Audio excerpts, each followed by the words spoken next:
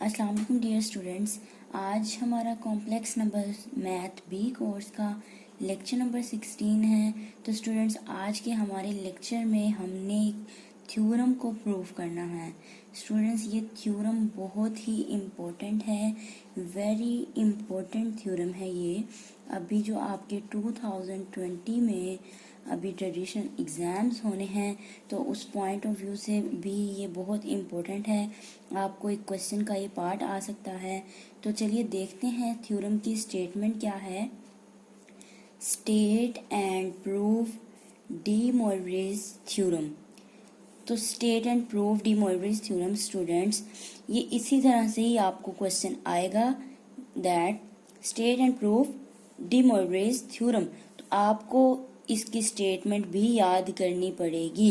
इसकी स्टेटमेंट भी आपको खुद लिखनी है और देन फिर हम इसको प्रूव करेंगे।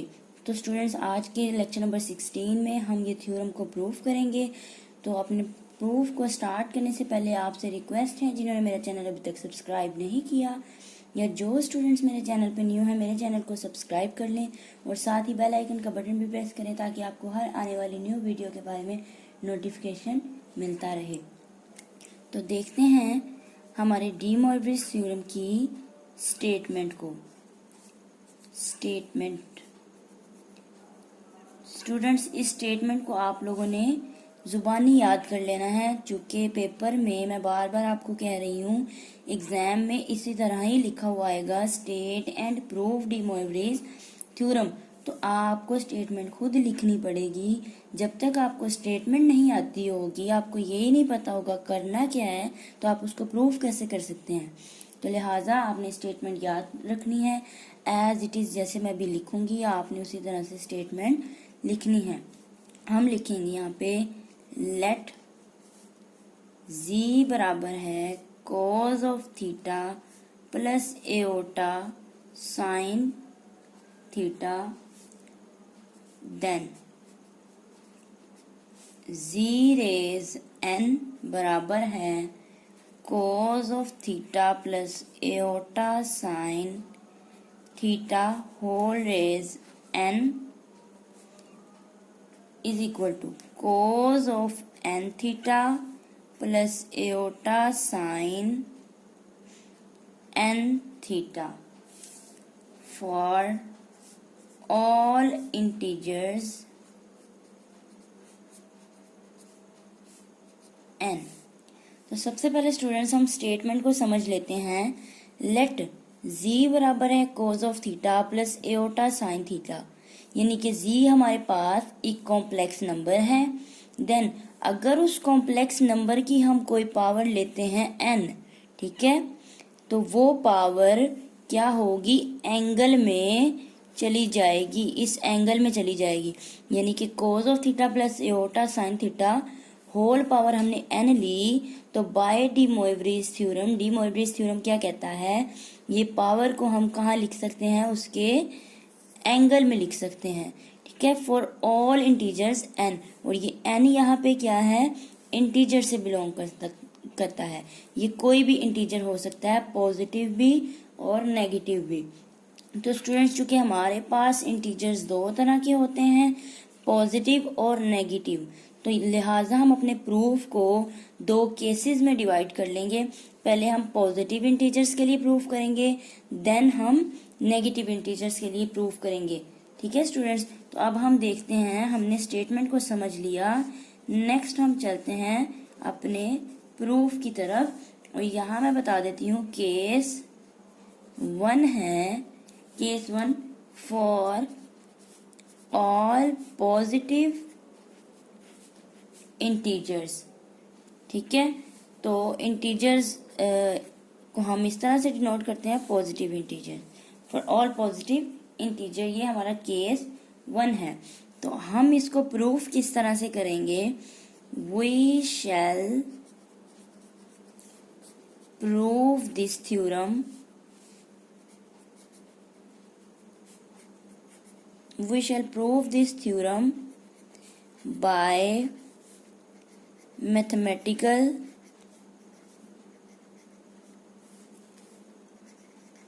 induction। तो स्टूडेंट्स मैथमेटिकल इंडक्शन क्या होती है, प्रूफ करने से पहले, चूंकि ये सारा प्रूफ उसी पे बेस करता है, उससे पहले हम मैथमेटिकल इंडक्शन के बारे में थोड़ा सा ब्रीफ ओवरव्यू लेंगे। चूंकि स्टूडेंट्स मैं अपने लेक्चर्स नंबर थ्योरी में आपको मैथमेटिकल इंडक्शन के बारे में क्लियर करवा चुकी हूँ।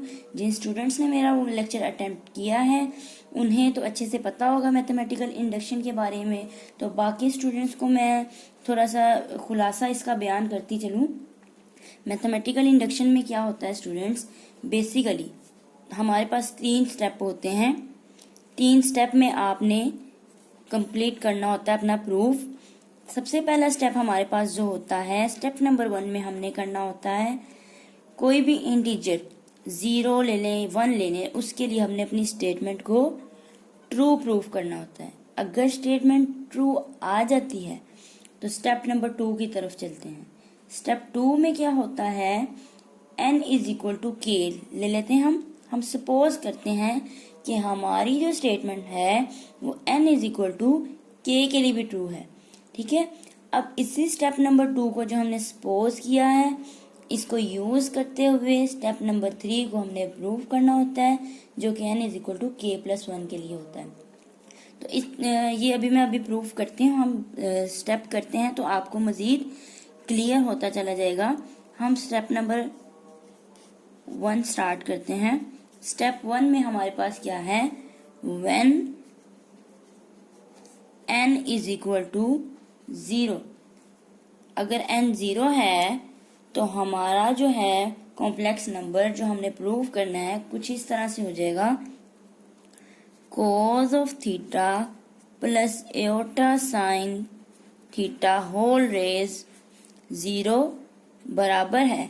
अब डी मोरविस थ्योरम क्या कहता है, ये पावर जो है वो एंगल में चली जाएगी, लिहाजा ये क्या बन जाएगा, cos ऑफ 0, ठीक है, थीटा एंगल है ना, इस एंगल, ये एंगल यहाँ पे कोई भी हो, 0 जब उसकी पावर हमने एंगल में लेके गए तो 0 से मल्टीप्लाई होगा, वो 0 ही आ जाएगा।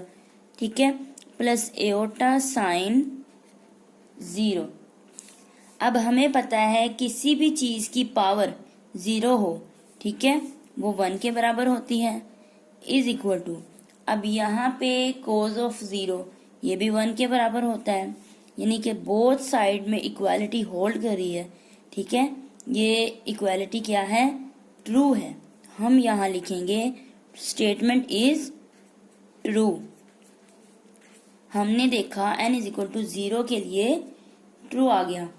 इसी तरह एक और कर लेते हैं हम मजीद, when n is equal to 1, लिहाजा फिर ये क्या बन जाएगा, cos of theta plus iota sine theta whole raise 1 is equal to cos of theta 1 theta, ठीक है, ये 1 क्या होगा, एंगल में चला जाएगा, प्लस एओटा साइन 1 थीटा। तो this implies cos of theta plus iota sine theta. ये left hand side as it is आ गई, क्योंकि पावर 1 है, वो ना भी लिखें तो डेफिनेटली पावर 1 ही होती है। ठीक है, is equal to cos of theta, angle को 1 से मल्टीप्लाई करें तो हमारे पास वही एंगल वापस आ जाएगा, प्लस एओटा साइन थीटा। तो हमने देखा ये बोथ साइड पे इक्वालिटी होल्ड कर रही है, लिहाजा ये स्टेटमेंट क्या है, ट्रू हुई। तो स्टेप नंबर 1 के लिए जो हमारी रिक्वायरमेंट थी, हमने देखा n इज इक्वल टू 0 लिया 1 लिया, दोनों बार क्या हुई, स्टेटमेंट ट्रू हुई। अब हम स्टेप नंबर 2 में क्या करेंगे, हम सपोज कर लेंगे जो स्टेटमेंट है हमारी वो n इज इक्वल टू के लिए भी क्या है, ट्रू है। तो हम स्टेप 2 यहाँ पे लिखते हैं, step 2, let statement is true for n is equal to k। n is equal to k के लिए हमारी स्टेटमेंट हमने सपोज किया है कि क्या है, ट्रू है। तो देयरफॉर जहां जहां पे n है उसकी जगह हम क्या अप्लाई कर देते हैं, k। तो cos of theta plus iota sine theta whole raise k बराबर है cos of k theta plus iota sine k theta. तो ये था हमारा स्टेप नंबर 2। अब इस स्टेप को यूज करते हुए हमने अपने स्टेप नंबर 3 को प्रूव करना है। तो स्टेप 3 क्या है हमारे पास, when n is equal to k plus 1। जब n क्या है, k प्लस 1 है। n is equal to k plus 1 के लिए हमने अब यूजिंग स्टेप 2 करते हुए स्टेप 3 को प्रूव करेंगे। तो अब देखें, cos of theta plus iota sine theta whole raise k plus 1। n की जगह क्या आ गया, k plus 1 is equal to, अब स्टूडेंट्स ये जो पावर है इस पावर को हम ब्रेक भी कर सकते हैं। इसको मैं यहाँ पे लिख सकती हूँ cos of theta plus iota sine theta whole raise k into 1 power अलग कर ली, cos of theta plus iota sine theta. अब यूजिंग स्टेप 2 में हमने क्या प्रूव किया था, पावर k को जो है हम क्या लिख सकते हैं, एंगल में लिख सकते हैं। ठीक है, तो इस तरह से हम इस पावर को एंगल में ले जाते हैं। cos of k theta plus iota sine k theta into cos of theta plus iota sine theta. अब स्टूडेंट्स जिन्होंने मेरे कॉम्प्लेक्स नंबर के लेक्चर लिए हैं तो यहाँ पे आपने गौर करना है, ये हमारे पास एक प्रोडक्ट की फॉर्म आ गई। ठीक है, तो कॉम्प्लेक्स नंबर के लिए हमने प्रोडक्ट रूल सीखा हुआ है ना। ठीक है, हमने उस रिजल्ट सीखा था कि हमें लेंथी प्रोसेस ना हो जाए, डायरेक्ट ही हमें प्रोडक्ट रूल जो है कॉम्प्लेक्स नंबर के लिए हमने जो रिजल्ट सीखा था, हम क्या करते थे, एंगल आपस में ऐड कर लेते थे। तो उसी तरह से स्टूडेंट्स ये हमारे पास 2 कॉम्प्लेक्स नंबर हैं, उनका प्रोडक्ट है। तो इस प्रोडक्ट को हम सिंप्लीफाई कर लेते हैं बाय यूजिंग प्रोडक्ट रूल।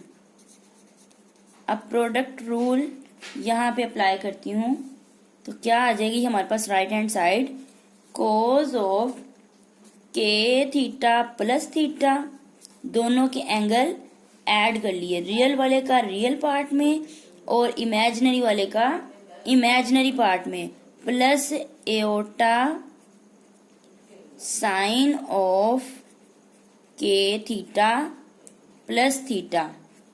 ठीक है, यहां से this implies cos of theta plus iota sine theta whole raise k plus 1 बराबर है cos of k plus 1 into theta. ये थीटा जो दोनों में कॉमन था एंगल में, तो थीटा हमने क्या लिख लिया, बाहर लिख लिया, plus iota sine k plus 1 into theta. तो हमारे पास स्टूडेंट्स डी मॉर्गेज थ्योरम यही कहता है कि जो भी पावर ली जाए कॉम्प्लेक्स नंबर की उसे हम by De mortgage theorem angle में लेके जा सकते हैं।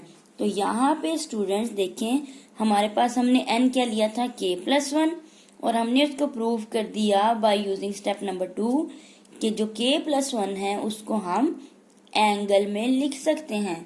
तो इसका मतलब हमने जो पॉजिटिव इंटीजर्स के लिए डी मॉर्गेज थ्योरम जो प्रूव करना था वो यहाँ पे प्रूव हो चुका।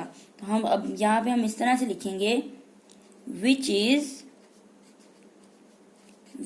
Is true for n is equal to k। हमने इस तरह से लिखना है, which is true for n is equal to k। यहाँ पे n is equal to k क्यों लिखा, क्योंकि n इज इक्वल टू के को यूज करते हुए ये स्टेप 3 प्रूव हुआ है, और n इज इक्वल टू के तो हमने सपोज किया था, ठीक है, which is true for n is equal to k दस। बस फिर हम ये कह सकते हैं, hence truth of the statement, truth of the statement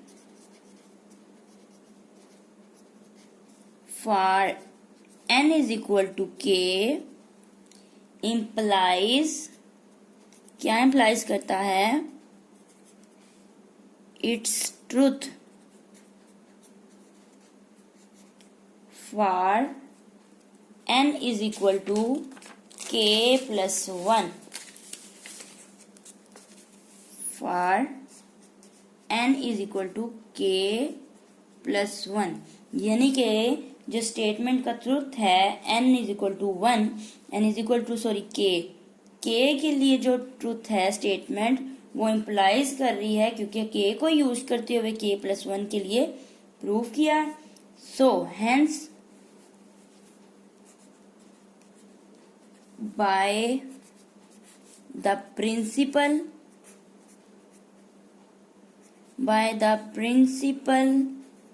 of mathematical induction,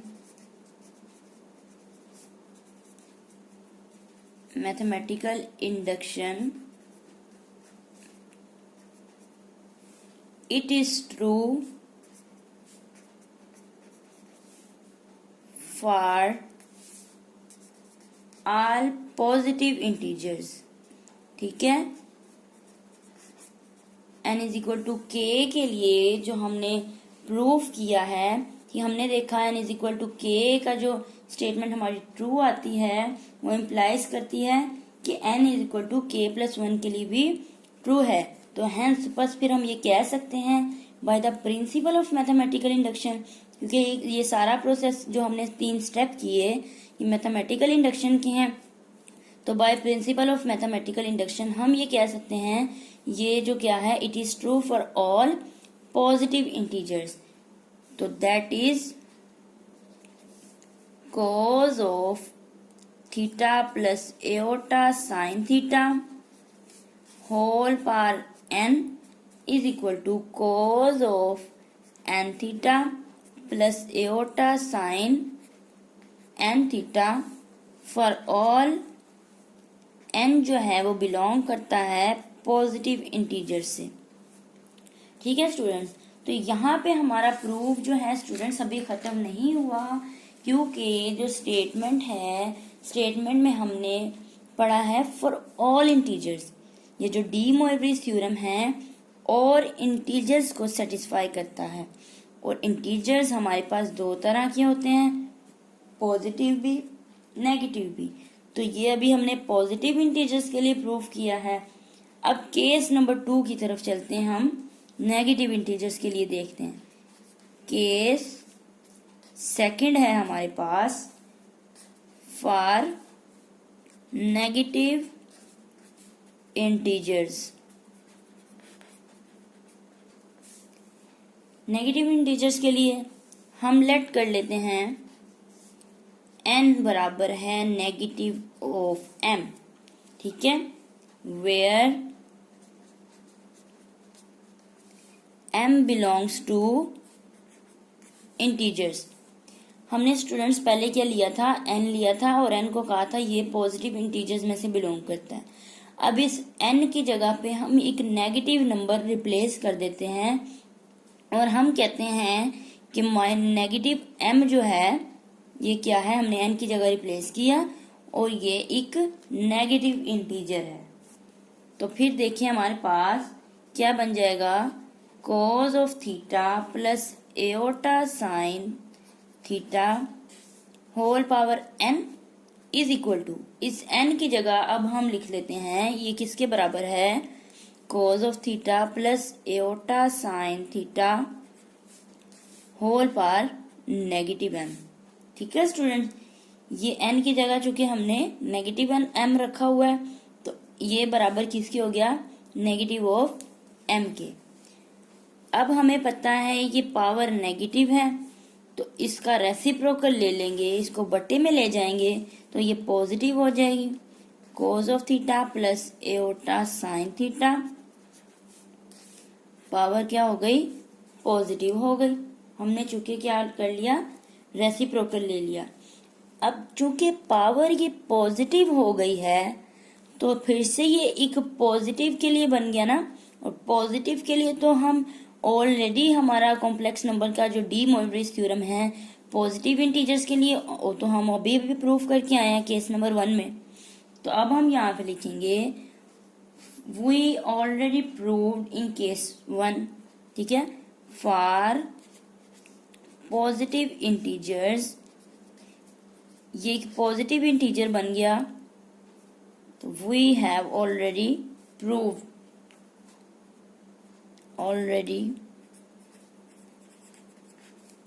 proved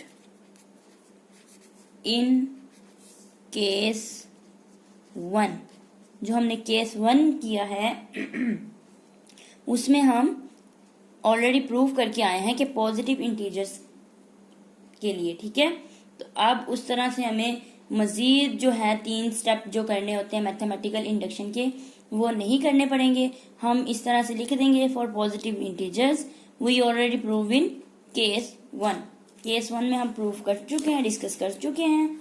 अब देखें स्टूडेंट, ये जो बटे में था ये एक हमारे पास कॉम्प्लेक्स नंबर है, तो अब इसकी कॉम्प्लेक्स डिवीजन भी करनी पड़ेगी। तो this implies cos of theta plus iota sine theta whole power n बराबर है 1 divided by cos of m theta plus iota sine m theta into, अब हम क्या करने लगे हैं, कॉम्प्लेक्स डिवीजन करने लगे हैं, ठीक है, golden rule of multiplication apply करने लगे हैं। तो cos ऑफ m थीटा, तो golden rule of multiplication complex division में हमने जो सीखा है बार बार इसको हम यूज करके आए हुए हैं, क्वेश्चंस में भी किया हमने, टॉपिक्स में एग्जांपल्स में भी सीखा है। तो अब यहाँ पे जो साइन होता है इमेजिनरी पार्ट के साथ वो साइन चेंज हो जाता है, minus iota sine m theta, और सेम इसी फैक्टर को जो न्यूमिनेटर में है डिनोमिनेटर में भी हम एज इट इज मल्टीप्लाई कर देंगे। cos of m theta minus iota sine m theta. अब इसको हम स्टूडेंट सिंप्लीफाई कर लेते हैं। cos of m theta minus iota sine m theta divided by, अब यहाँ पे देखें cos ऑफ m थीटा यानी कि ये क्या बन जाएगा, cos square of m theta, फिर प्लस माइनस माइनस, और ये एओटा भी साथ में जब मल्टीप्लाई होगा तो एओटा स्क्वायर आ जाएगा। हमें पता है कि एओटा स्क्वायर बराबर किसके होता है, -1 के, तो माइनस माइनस फिर अगेन यहाँ पे क्या आ जाएगा, प्लस आ जाएगा, ठीक है। और साइन इसी तरह से साइन भी हमारे पास साइन स्क्वायर m थीटा, ये जो हमारे पास है आइडेंटिटी बन गई, ये हमें पता है 1 के बराबर होती है। जो ऊपर वाला रह गया उसको हम लिख लेते हैं cos of m theta minus iota sine m theta. एक स्टेप और कर लेते हैं, हमें पता है हम इसको cos of negative of m theta इस तरह भी लिख सकते हैं, क्योंकि cos के जो एंगल में नेगेटिव होता है वो पॉजिटिव हो जाता है, cos जो है नेगेटिविटी को खत्म कर देता है। इस तरह यहाँ पे हम फिर प्लस कर देते हैं और एओटा साइन ये इस नेगेटिव को अंदर ले जाते हैं, नेगेटिव एंगल में चला गया, ठीक है। तो जब हम दोबारा इसको ओपन करके लिखेंगे तो cos की जो आइडेंटिटी होती है नेगेटिव यहाँ से खत्म हो जाएगा और साइन का जो एंगल में नेगेटिव है वो बाहर आ जाएगा, तो सेम ऊपर वाला फैक्टर बन जाएगा। अब हमें पता है हमने स्टार्ट में जो सपोज किया था नेगेटिव ऑफ m किसके बराबर है, n के बराबर है, तो cos ऑफ इस नेगेटिव m की जगह पे हम n लिख सकते हैं, n theta plus iota sine n theta.